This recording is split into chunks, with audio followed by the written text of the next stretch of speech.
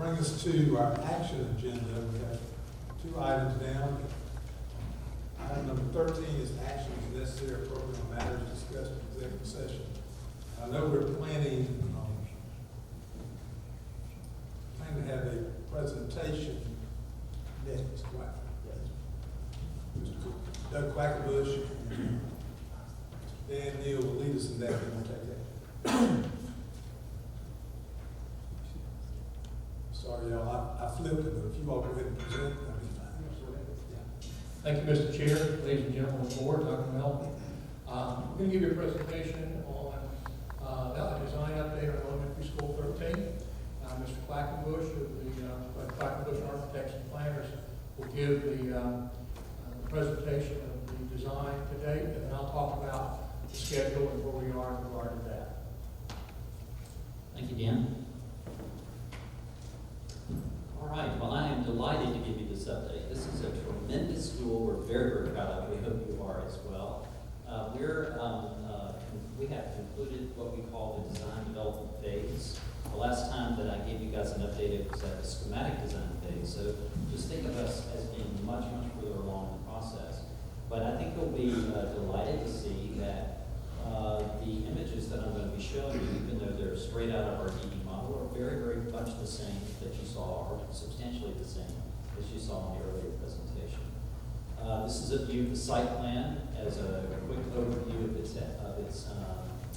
components. We have a car loop on the right, bus loop on the left, service off of the bus loop.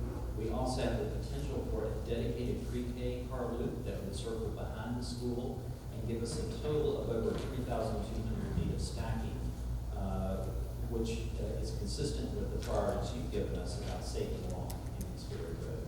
We also have amenities. We have beautiful landscape there, which will be enhanced per the Lexington County standards.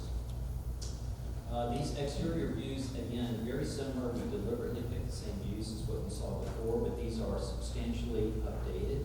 This is from the DD model, and this reflects lots and lots of refinement in the details that we've been able to do with our contractor, our CMR, with Contract Construction, who've been great partners in doing this. So even though it's not easy to see from these aerial views, lots of refinement in materials and detailing to make sure that we're maximizing the value and still delivering the concept we promised. So this is a view from the northeast. This is showing you the potential dedicated pre-K entry and the pre-K playground. You can see a combination of brick and metal and stone as the exterior materials of the school. This is again kind of coming back around to the front, southeast view. And then a detailed view of the canopy. This is one of those components that has changed fairly substantially since schematic design.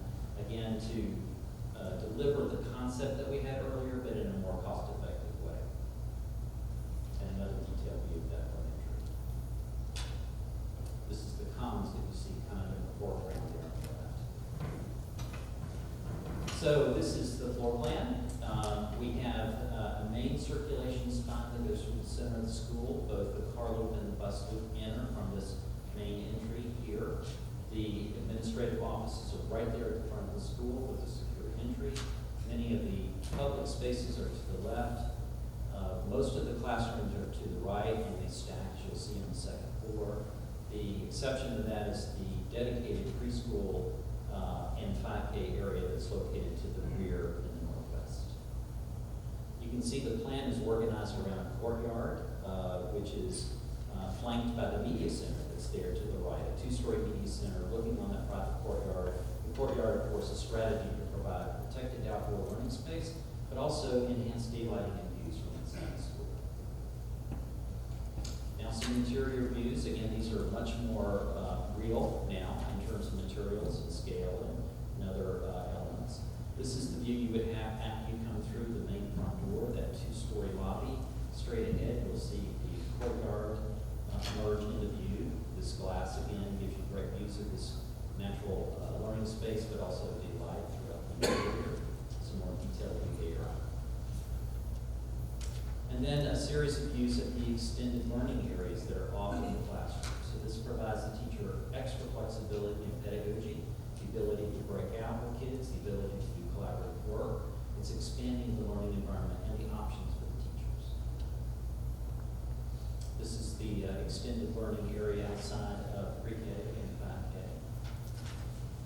second floor is the learning areas, all with bright views.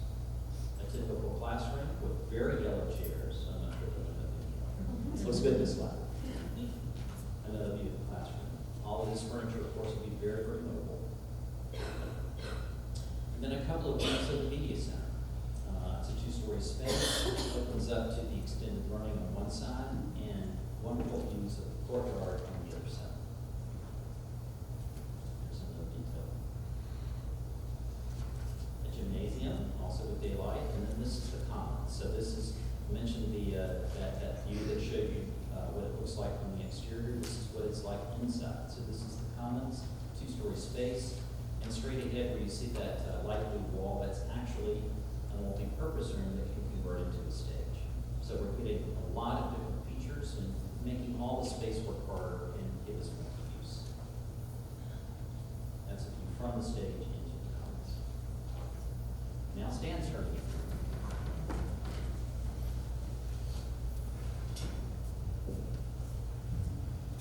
Thank you, Doug.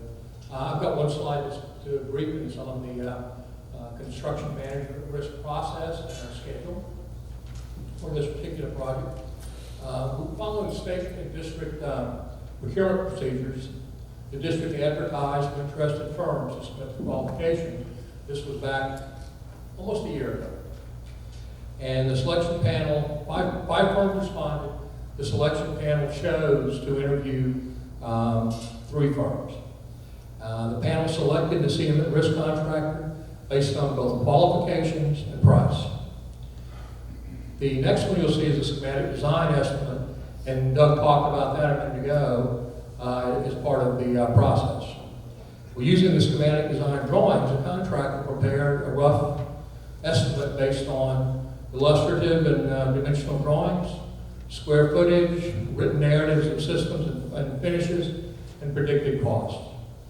A team, at every point in the process, a team comprised of representatives from the district, the contractor, and the architect held several meetings to discuss options to meet the intent of the design with a goal of maximizing value and reducing costs based on good architectural and engineering practices. We move to the design development estimate, which is about where we are right now. We're a little beyond that. We're using a far more developed set of drawings and specifications. The contractor prepared a design development estimate. Again, the group comprised of district representatives, architect, and contractor met on several occasions to ensure that the district is getting the most bang for its buck. The contract requires the contractor to submit an early site package. And there are several reasons for that. In our case, it works out really well because we're going to be moving the dirt around during the historically driest months of the year. That will save us money because firms that are proposing on it will want to work in that time of the year. It also enables gaining 3 months on the construction schedule and keep us on time and or ahead of schedule. As you can see from the schedule, we're where we said would be. We're on time and on schedule. The final GMP, which will be done in early December, the contractor prepares his final estimate and then we will review it again, and then it'll have to go to the board for a final approval and signing of the contract. This ensures that we'll commence the project and it'll be finished on time, under budget, superior product for the district. And with that, we'd answer any questions. And I'd like to remind the board that we had some very confidential discussions in the executive session, and we have to be very careful not to expose the details of the budget. So I'm just asking you to be very mindful of that. Do you want to have any questions regarding our presentation? Ms. Hammond. Just for clarification, so it's this step, and then the next step is when you would come to us with a guaranteed maximum price. Yes, ma'am. Mr. Lewis.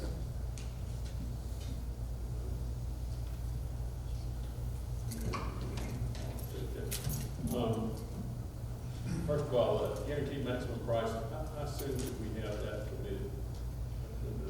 As we have discussed, in fact, I'm gonna ask Greg to come up and talk about that. He's a contractor, he's the one, his firm's making the commitment.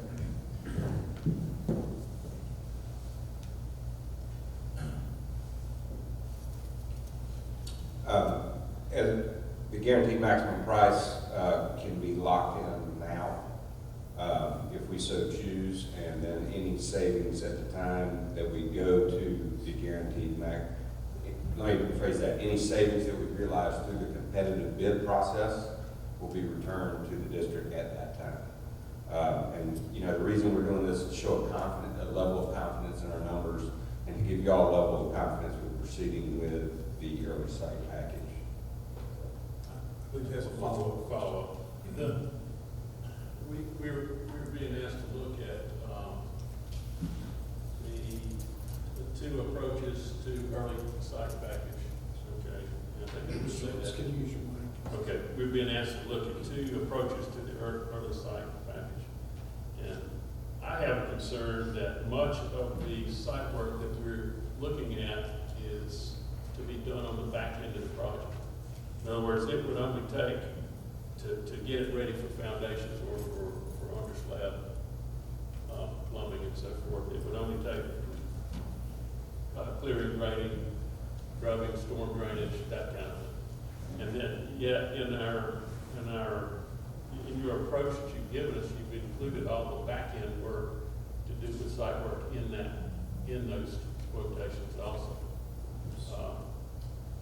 And I am worried that if we committed to a partial guaranteed maximum price, and that for some reason something happened and we didn't get to the point that we want to be at in total dollars, that the district would have committed itself more than it needed to. So what I'm saying is I can't use dollar amounts here, but I can say that it would be significantly less than than the two proposals, just to get it to the point where you can proceed. So the reason we do that is kind of twofold. Number one, the most volatile pricing in our industry right now is petroleum and concrete. We've got a subcontractor willing to lock this in through 2022. All right. Secondly, a lot of that work will be done early in the process. Water, sewer, everything you named, obviously.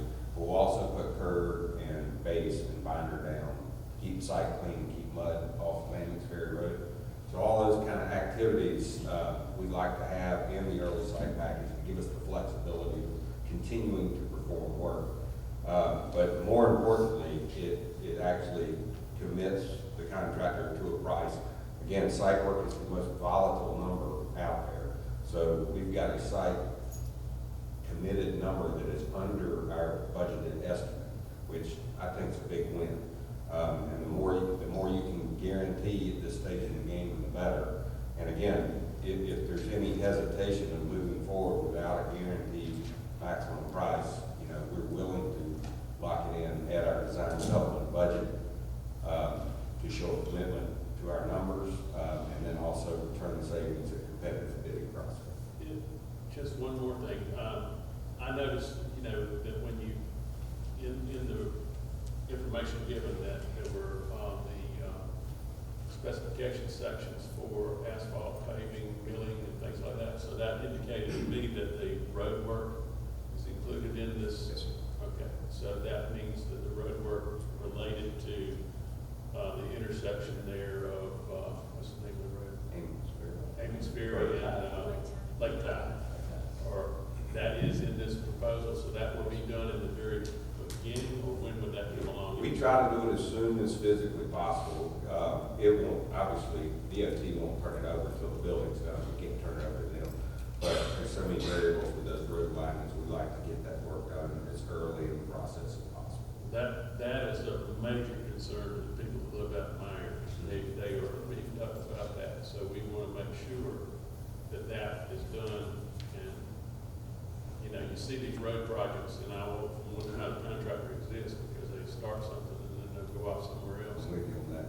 you know what I mean? I do know But exactly we don't what you need to mean. do that here, so. We'll be very, very sensitive to the folks that live on Hamingsbury Road and be good neighbors and, do our best. Okay. Yeah. Mr. White? How many projects have y'all done for us? Schools? For this particular district or schools in general? This district. John, help me here. Dozen? Maybe. Probably, been in business 35 years, we probably started doing work in the district in maybe early 90s. What's the y'all did the middle school for us? We did Chad Middle School, we did Valentine Elementary School, Dutch Fork High School athletic facilities. We did the visitors bleachers at Irvine High School, we did the visitors bleachers at Dutch Fork High School. Feel free to chime in. We did deliver the middle school. In Chapin Middle, we only did the addition. The first two wings was constructed by EDCO. And we did deliver the addition, approximately 5% under our GMP amount. At Chapin Middle School addition, we delivered it 5% under our original. So you came under the original price and then. We returned X number of dollars. The return was our entire contingency, plus more money than that. And we got some things installed that we didn't expect, like the radio frequency system that was required by the local first responders. Well, I just say I was impressed, and we're not going to talk about the numbers and stuff, and that's why we went into executive session, so we wouldn't have that, so they could be bid properly. But I was impressed that y'all were ready to say, we'll lock the price and you can have savings. I mean, that gives me comfort, particularly knowing y'all have done that before, you came in and brought the savings. So, to me, this is a no-brainer. I mean, we could come in and get a price lock tonight, but I think the better price would be to get it as we move along with, if you do the pricing, there's no disclosure to the public. But, I think it just says a lot. I think y'all's history backs that up as well. Ms. Hammond has a question. I know when we first looked at the guaranteed maximum price idea, it appeals to me in the sense that the number of years I've been on the board, there's always change orders. And one of my biggest concerns was when we started to look at how to pay for the school, we did publicly pass, the board passed to spend all our 8% money toward it. So I'm very interested in, and I appreciate that you have said to us publicly your commitment to lock us in and guarantee us maximum price. Because to me, that's what was attractive about this. Because every dollar we save, we looked at not long ago, I think MB presented us all the needs in the district, and there are many, or even some of our schools that, safety is a big issue. So, if we even save $1 million, $2 million, it may not sound like a lot in a job like this, but it's important to all our schools, and that not too much money is put into one school that others don't feel equity. So everywhere we can save is really what I was, and I appreciate what you Rest said. assured, that is our goal, because we want a rave review from this district when we complete this project and move on to other ones as well. So that's our ultimate goal. Mr. Hughes, we just referred to change orders. On Chapin Middle School, did you all have change orders or? We had one, as we predict having on this project, and their deducts to return the balance of the contingent, 100% of the savings to the owner. A lot of times in senior risk, you'll see shared savings and incentives and stuff like that. Our incentive is to give you back as much as we possibly can at the end of the project, and to save you as much money at the end of the project. So that's typically how the process works when we're involved in it. Thank you. Mr. Cates? Can you tell me how many schools you've built in the last, Yeah, so you define it to 10 years? So our job numbers dating back to July 1st, 1984, job number 1, we're on job number 247 now, and over 70% of those projects are educational institutions. So it's well into the hundreds of projects we've done for educational institutions. Is there anything unique about building a school versus general commercial or even other governmental? I would say Process. so. I would say so. We don't feel like they're very difficult. a lot of folks that have dipped their toe in the water have taken it back out and gone back to their respective specialties. We're unique with our skill sets that we have. Elisa Clark was the former director of the Office of School Facilities. She is currently our quality assurance and quality control director. So we bring a very, very unique specialty to the table to facilitate approvals through OSF, to get ahead of quality control, cuts down on special inspectors' costs. So it's going to make sure you're under budget in that regard, because we're able to perform those inspections in-house and be better prepared for them when they come about. Any other question? Ms. Gardner? If we approve this site package tonight, will we see dirt moving around next week, or are we still waiting for approvals, or? So we're expecting a land disturbance permit this week. That's the key trigger. They'll let you go with the land disturbance permit. OSF is basically verbally approved that we can roll with the early site package. They're still looking at the building, obviously, once the plans are finished. And our site contractor is in desperate need of getting started because he's finishing up a lot of other work. So my prediction is maybe 2 weeks from tonight, worst case scenario. That'd be, well, we're gonna get it pretty much. So I feel like that'll be the worst case scenario. Thank you very much, and we're going to take up the site, Mr. Smith. Thank you for the presentation. Thank you, Mr. Quackenbush. Thank you all for allowing me to jump to 14 inadvertently. We need to take up the items. Action is necessary. Item number 13, we had items in executive session. So item number 3A, which is the early site package, do I have a motion? Mr. White. I move that we authorize the administration to enter into contracts with the district's CM at risk contractor for a GMP Addendum 1, the early site package, including the kindergarten pre-K look for the sum of $3,656,858. And do we have a second to that motion? Ms. Gardner seconds. Do we have discussion? Seeing none, all those in favor, please raise your hand. That passes, excuse me. All those against, please raise your hand. And that motion passes 6-1. Thank you very much. That brings us to, we need action on our 3C, which is selected employment items. Mr. Case. Mr. Chairman, I move that we give approval to selected employment items as listed as Exhibit C. Have a second? Ms. Gardner seconds. Discussion? Seeing none, all those in favor, please raise your hand. That passes unanimously.